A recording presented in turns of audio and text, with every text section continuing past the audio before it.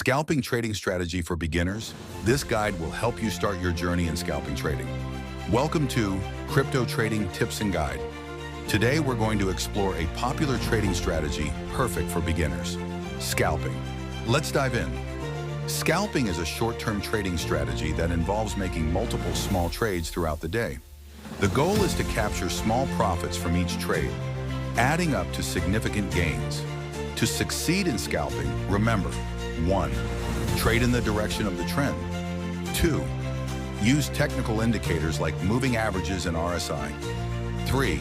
Set tight stop losses and take profits.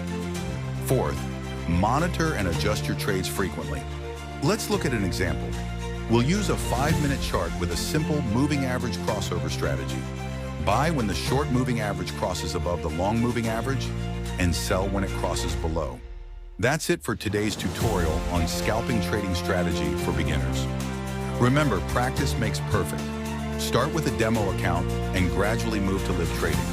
If you found this video helpful, please like this video, subscribe to Crypto Trading Tips and Guide for more trading tutorials and strategies.